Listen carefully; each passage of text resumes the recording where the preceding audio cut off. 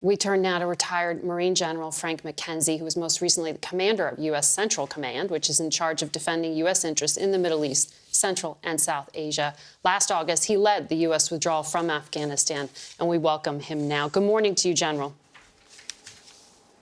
Good morning, Margaret. It's good to be here. I know you were at the Pentagon when it was attacked on 9/11, and as we just laid out, that really came full circle as you executed this withdrawal.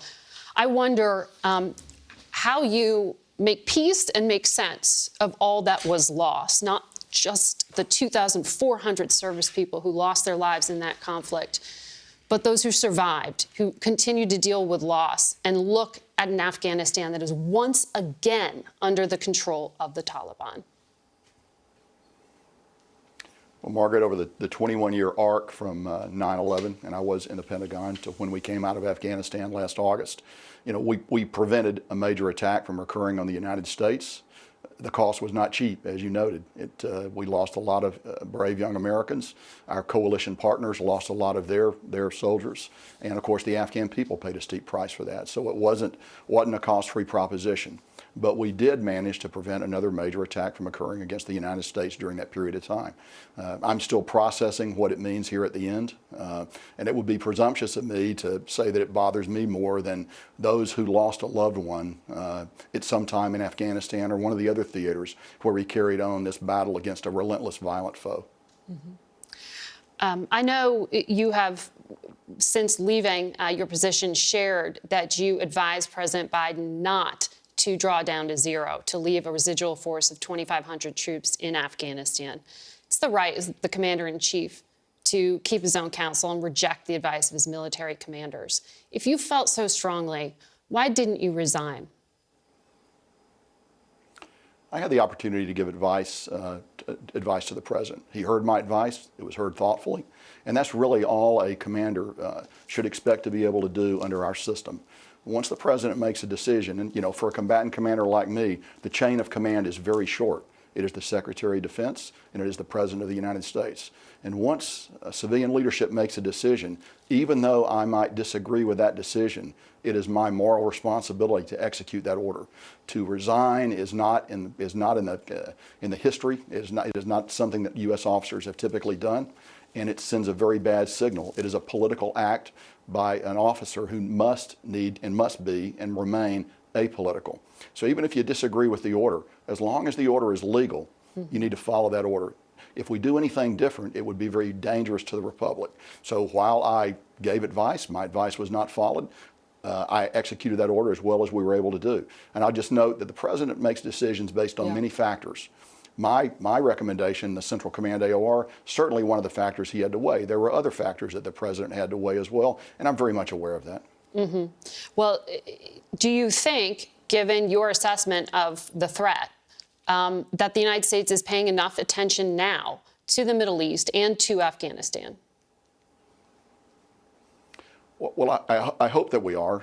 I think that we have very, very limited ability to see into Afghanistan right now. I've said I think we've got certainly less than 2 or 3% of the intelligence capability that we had before we withdrew. Our interest in Afghanistan is preventing al-Qaeda or ISIS from regenerating and being able to conduct an attack on our homeland or the homelands of our friends and partners. And our ability to do that has certainly been gravely reduced. Now, the fact that we took a strike against Zawahiri, and that was a very good and proper action, that's good news. I would note that's one strike in a year. And I'll just come back. I would be careful about drawing conclusions about our ability to operate effectively in Afghanistan in a counterterrorism sense based on that single operation. You're talking about the CIA drone strike that took out the leader of al-Qaeda, Ayman al-Zawahiri, in July. But the administration would point to that and say, look, we can counter the terror threat without a military footprint. So are we at the right balance right now of keeping the homeland safe? Do you agree with their assessment that ISIS and al-Qaeda do not presently pose a threat of being able to carry out an attack here? When I left active duty, it was our assessment that if we left Afghanistan, if the Afghan government fell, if the Taliban took over, then over a period of time, both Al-Qaeda and ISIS would be able to regenerate. That is still my opinion today. It's going to take a little time for them to do that. But I think what's most concerning about the CIA strike that you mentioned was the fact that he was living in very good accommodations in downtown Kabul. Mm-hmm. And that should give us all pause and also speak directly to the ill intent of the Taliban in negotiating with us as we worked with the Doha Agreement, which was the attempt to find an end to the war in Afghanistan. I think it's a manifest example of their inability to keep their word.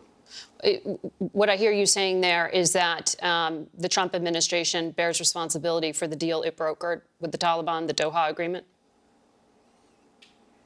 So I think the reason that we left Afghanistan and the reason the Afghan government fell was that two presidents, President Trump and President Biden, both had as a very high objective to leave Afghanistan. So you had continuity of purpose across two administrations.